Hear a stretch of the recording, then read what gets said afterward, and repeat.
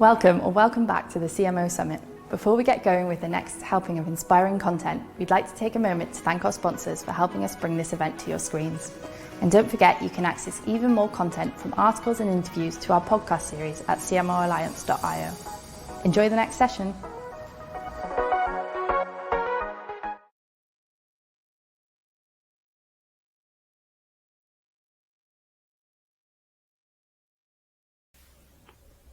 Hello and welcome to today's session. My name is Will Scott. I'm a partner with Aventi Group, and we're a B2B marketing agency specialized in product marketing.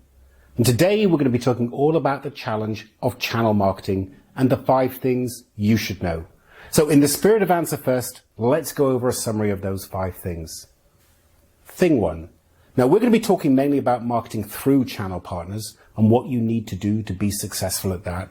But we'll start with marketing to channel partners. And to be successful in marketing to potential partners, we need to do all the same activities we do when developing marketing messages and campaigns for end customers. So we're going to take a look at what lessons can be learned there. And that brings us to thing 2. To create those great partner programs and marketing messages, we need to make it our business to understand the partner's business. Just like any end customer, they have outcomes that they seek and pain points they're trying to solve for.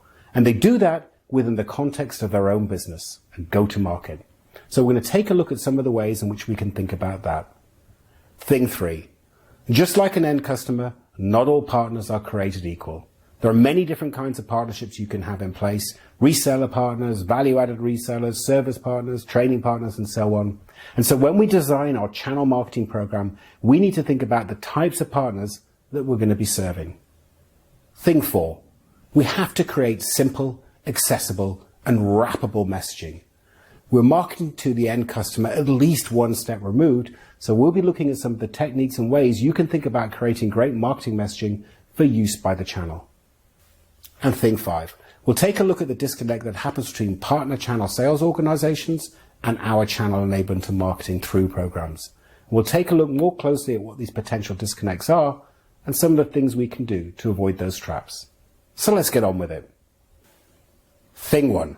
The partner is a customer. When we think about marketing to partners, we can actually apply all the same tools and techniques that we use when developing marketing messaging and campaigns for end customers. In fact, structurally, nothing changes. The nouns may change, but the verbs stay the same. So as you develop that go-to-market playbook for the marketing to the channel, there's a few things to keep in mind. 1. Understand the industry context. What's going on in the world of the partner? What are the market forces that are in play? What are the laggards and the leaders in the market doing? What will happen if they don't adapt to changing market conditions? Ultimately, we want to understand what is that compelling shift that invokes an urgent need for them to do something so they will hopefully become our partner. And we need to position ourselves with a partner just as we think about positioning our products with end customers.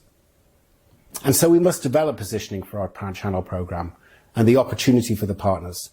And Geoffrey Moore's classic positioning framework can serve us well here. What is the offer? Who's it for? What's special about it? How is it different to competing alternatives? What are the benefits to them for participating in our partner program?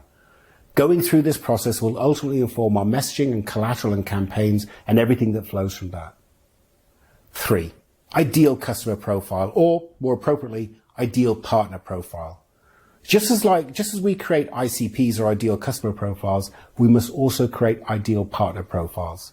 What does that ideal partner look like? What are their markets, their focus, their existing offering portfolio, their capabilities and their skills? We need to consider all of this when we start developing our targeting programs. Number 4, the customer journey. And again, we can replace the word customer here with partner. What is the journey a partner goes through from being unaware of us to being our partners? And which personas are we going to get involved with along the journey? Who are the champions going to be? Who are the influencers? And of course, who are those that we need to identify that might be potential detractors? So we have to answer all of those as well. And that brings us to personas. Now, while we're on the topic of personas, good old-fashioned persona work is needed here. Who are they? Who do they report to? What are they measured on? What are their pain points? And most importantly, what is the value narrative that we could use with them? And finally, 6, content. Before we start planning execution of campaigns, what is the content we're going to need? and what are the experiences we want to provide to the personas we're going to encounter on that customer journey, and how are those experiences and that content going to smooth and speed their way through that journey. So the key takeaway here is channel partners can be thought of as just another segment. All of your marketing staff, process and tools can be applied with a little change to meet the challenge of marketing to the channel. Thing 2, make it your business to understand their business. Now, we're all well skilled at thinking about the outcomes that customers want, and then thinking about how our products or services connect with those care abouts, so that when we talk about them, it resonates and connects well with the end customer. Well, the same is true for partners. We have to understand what they care about, what's important to them, so we can design our channel programs and messaging for them. Now, generally, when partners think about who they're going to part with, they think about it through the following criteria. 1, revenue and profit. They're going to ask, what is the revenue and profit potential from partnering with us? And the first thing to note here is while the margin on the resale of our product is usually just a pass-through, so 100% margin, it is usually in dollar terms the smallest component of the partner's overall revenue and profit calculations. Now, there are many different partner revenue and profit models out there, and most have multiple streams of income from different sources. Now, the margin from the sale of the software or the hardware is, of course, one of those, but more importantly are the services from, say, the implementation of those components or the integration of those components. Then there's training services, support services, administrative services, remote management services, the list goes on. All of these might be bundled with what you're selling. So we need to understand this. We need to be prepared to enter into a discussion of how the partner will make money. And it's not just the marginal commission on the product they happen to resell from you. But it's not just total revenue and profit that we need to look at as well. The partner also thinks about growth, because hand in hand with revenue and profit goes growth. And they're going to ask, what is the growth of the market you're proposing that we jointly enter? What are the verticals, the geographies, the segments? And this has to be aligned to what the partner models as well. If they pursue highly regulated enterprises like finance and healthcare, and you have an SME play, then it's probably not going to work out. Next up is risk. They're going to ask, how much risk is there with this market, with this partner, with this product? It's not that partners are risk adverse. They may well have a VC-like approach with their portfolio of partnerships. Some will fail, some will hit big, but they need to understand the risk of representing your product. What is the opportunity cost for them in investing the time and resources into becoming your channel partner over the myriad of other partnerships that are available to them? Economies of scale and leverage. The partners are going to ask, will incorporating this product in my portfolio leverage my existing resources, my existing customer relationships, and will it attach seamlessly to my value proposition and my marketing messages? And so we need to have an answer for all of this for the partner as well. And finally, cost. They're going to ask, how much is this going to cost me in terms of time and money? And in the eyes of the end partner, time is the exact equivalent of money. They're going to ask, what's it going to take for me to get certified, to train my sales teams, my sales engineers, my delivery staff, my support staff? How much time, money, and disruption to retool my marketing messages, my campaign plans? What commitments am I going to have to make? And so you need to make it your business to know the answer to these questions, because surely you will be asked by the channel partner. This is about them at this point, not about you. And finally, for the partners, speed to ROI is always top of mind. They're going to go with the partner that's easiest to do business with and helps them close deals that are aligned to their business model better and faster. So the key takeaway here is good channel partners, like a VC, are evaluating you as an investment compared to all the other investments they could make, and you should think of it in that way. Thing 3, not all partners are created equal. When you think about designing your partner programs and the marketing programs that go with it, you need to think about the different kinds of partners you're going to have to design for and the tiers and structure of your program accordingly. Now, here are some common partner types, and each of these need to be treated differently by your programs and by your marketing efforts. So first, you have referral partners. Now, you may have a partner that simply makes referrals or introductions, and you might have a simple finder's fee associated with that. And of course, you're going to need systems in place to track and manage like that, just like you do for most partnerships, some mechanism of tracking leads. However, I've seen these kinds of partnerships done with no financial arrangement, because it turns out it's equally beneficial for each partner to be able to refer one another into their various accounts. However, these kinds of partnerships work best when one sale is not dependent on another. You'll never see an enterprise sales force react more quickly if they suspect for a minute that another company's sales motion is going to get in the way of them making their quarterly target. There's nothing more sure to kill a partnership in its tracks, no matter what the executive strategy is. If a partnership gets in the way of an enterprise salesperson-centered plan, it's probably not going to make it. Now, the next kind of partnership is what I call four-legged partners. Now, I'll tell you why they're called four-legged in a second. And this kind of partner typically doesn't invest a lot of time and effort into deeply understanding your offering, or how to sell it, or how to position it, or how to quote it, or even how to integrate around it. Rather, you or they may find themselves often wanting to defend one of the existing install base accounts by positioning your complementary product against theirs to defend it against the competitors. Why four legs? Well, back in the day when we would go on real life sales calls, the four legs were the two belonging to your salesperson and the two belonging to their salesperson. A joint sales motion and a joint marketing program working together. So next we have value-added resellers, or VARs, and perhaps this is the one of the most familiar partner type. Simply put, VARs take your product at a profit margin and deliver it to end users with value added. And usually their real value is in the relationships they already have and the reputation they have in a particular geography or locality or vertical. Now, VARs will often represent multiple different products from different partners. Sometimes these products might be competing, and they'll represent them all to their install base and show preference to some of them. We'll talk about that a little bit later on, about why they might show preference to one product over another. But their business models are set up to specifically invest in understanding of products and position these products from a range of different partners to their install base. Next, we have service delivery partners. Now, they enhance the value of your product to the enterprise by providing a range of different services around your product and oftentimes adjacent products as well. And these services might include implementation services, installation services, customization services so they fit to the end user's unique needs, systems integration services, managed services, what have you. There's a whole range of different services that can be attached. And then finally, we have white label partners. Now, this is when you have specifically designed your product to be white labeled.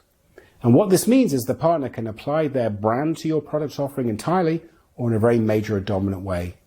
Now, of course, there's other types of partnerships as well. Fulfillment partners, distributors or disties as they're known, technology partners, mentioned systems integrators, managed service providers, strategic partners.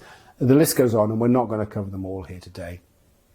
But the key takeaway is you have to decide within your program which channel partnerships are right for you and design the program accordingly. Because every one of these different partner types will have a different revenue and profit model, different care abouts, different sales motions, and require a different set of marketing support for them for you to be successful. Think 4. Simple, accessible, and wrappable messaging. So in the end, as marketers, we need to create messaging that can be harnessed by our partner's marketing team and sales organization. And of course, messaging usually manifests itself in collateral. So of course, messaging needs to be simple and accessible, and there's lots of tools we can use to do that, like messaging houses and messaging boxes, and we're not going to go into those here. But here are 3 ways to think about the different types of collateral you specifically might want to see used depending on the different types of partners you have in your marketing program. Now, the first is OEM labeled collateral, or original equipment manufacturer, and this is often suited to referral or reseller type partnerships. And basically, it's your stock customer-facing collateral, data sheets, videos, white papers, whatever it might be. They are badged solely with your brand, contain only your message, and so this one's pretty straightforward. Next, we have co-labeled materials. So when you partner with a services reseller, for example, who has a defined go-to-market offering based on your product but wraps services around it, then you'll want to think about developing collateral that can contain both yours and your partner's brand. When I say brand, I don't just mean logos, but messaging that you and your partner's marketing department work together that represent that entire end-to-end solution. Now, this could be developed on a one-off basis. Say you're jointly exhibiting at a trade show, for example, or it could be standard sales enablement material for your partner's sales force. Now, the final kind of collateral, and perhaps the most sophisticated, is the so-called white label collateral. You might see this, for example, in modular software. It could be you have a business intelligence data visualization tool that will be embedded in a large offer that's developed by your partner. And so you might provide block copy and images that can be incorporated within their branded offer. So this most sophisticated channel marketing enablement program develops so-called wrappable messaging. This is messaging that is modularized and designed to be incorporated or wrapped within a partner's larger solution message. So the key takeaway here is the messages and collateral you create have to be developed with the end container in mind, whether that's a dedicated container owned by the partners or it's just a pass-through by a reseller referral. Thing 5, solve for the sales and marketing disconnect. If you have a direct end customer component to your business and you sell directly to those end customers and not just through the channel, think about what it takes to enable your direct sales force. Think about the training you have to give, the sales presentation decks you have to create, the data sheets, the slicks, the videos, whatever it might be.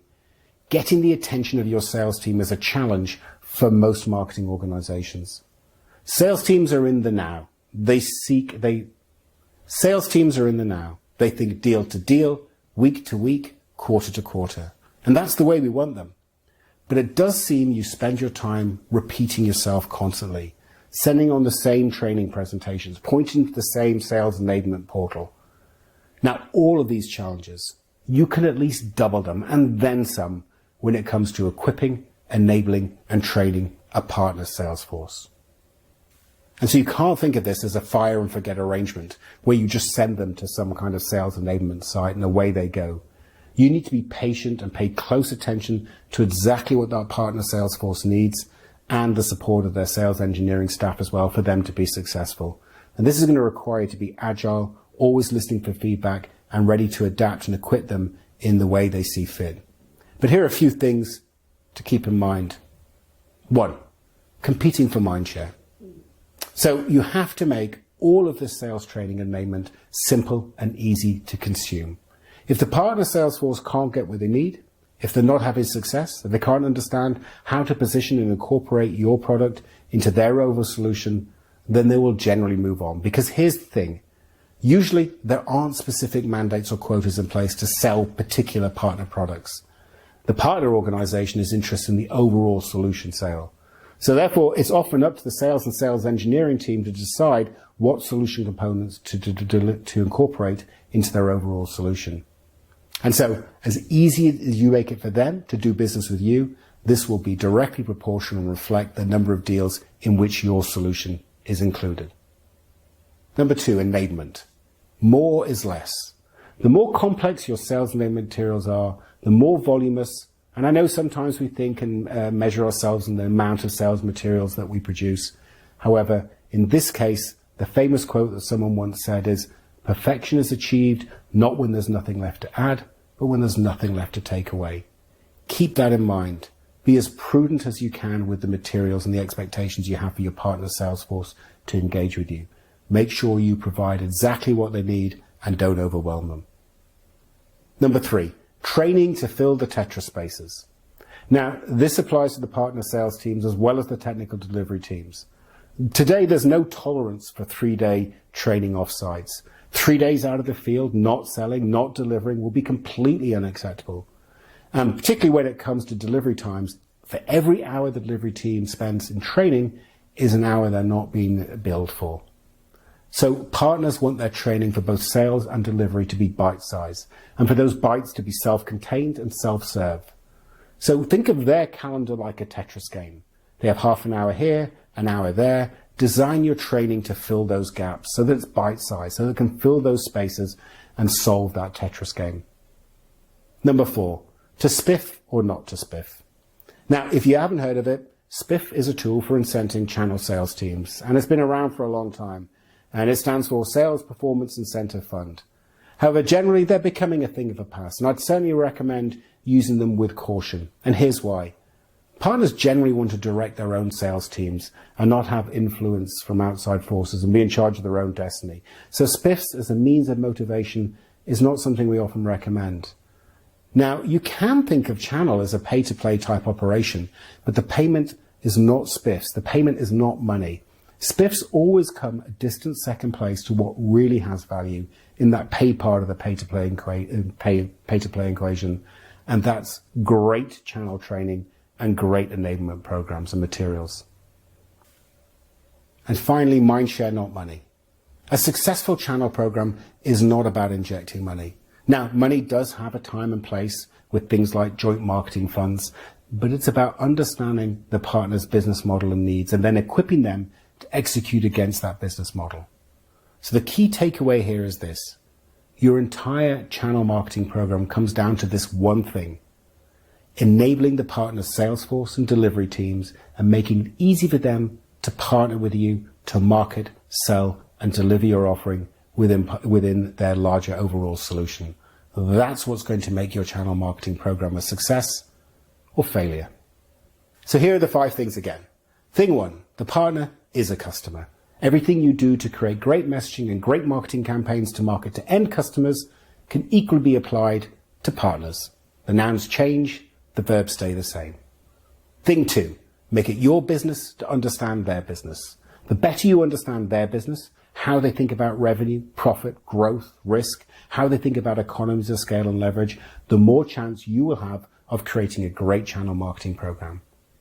Thing 3, not all partners are created equal. There are different kinds of partners with different kinds of needs, and so you have to create different kinds of program elements to equip them appropriately.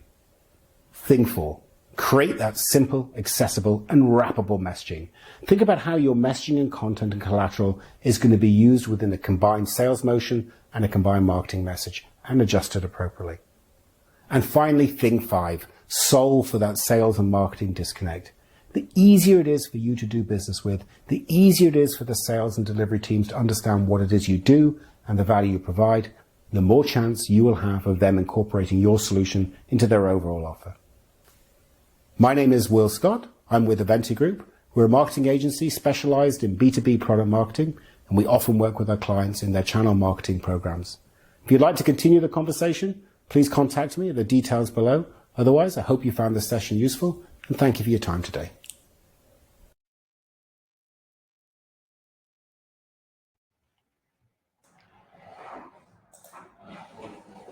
Thanks so much, Will. That was a really great session. I can see you're here, but I can't see you. Can you hear me? Oh.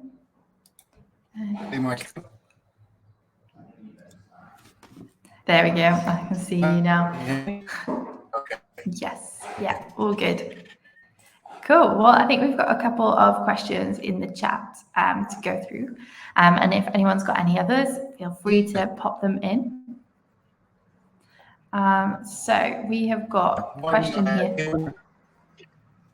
Oh, sorry. I don't know if this is my internet or if you can hear me. Okay, I'm working okay. Hello? Can you hear me okay? Yep. Can you hear me? Okay. I can, yes. Let me take the first question. Srida asks, any key success metrics for a channel program? Yeah, absolutely. I always break metrics down into hard and soft metrics, and by soft metrics, I mean anecdotal metrics.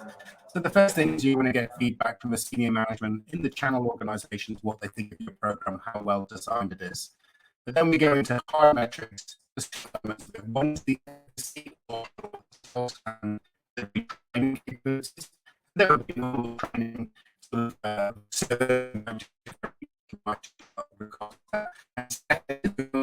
pipeline metrics in the interest in the part of the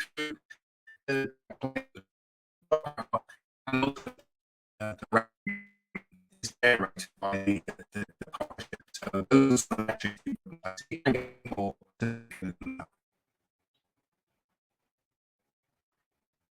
So let me go on to the next one. Will witness marketing capability looks like. You know, Will, I've seen it in a number of ways, but more often than not, it's bootstraps to begin with, so retasking existing resources to start building the channel program elements, and oftentimes, hopefully you can hear me now, oftentimes you will see those people retasked and become full-time channel partnering members. So you begin notionally with internal resources and then move to external resources. I apologize if there is audio issues. There's audio issues. Might be me. Yeah, I think there might have been a bit of a kind of a lag there. It might be to do with your Wi-Fi potentially. Be. If that's the case, you email me with additional questions. I'll be happy to take them by email. Great. Yeah, I'll pop that in the chat box as well. Feel free to email Will with any questions that you've got, or connect with him on LinkedIn. Afraid I think we're having a couple of Wi-Fi problems, but these things happen with virtual events. So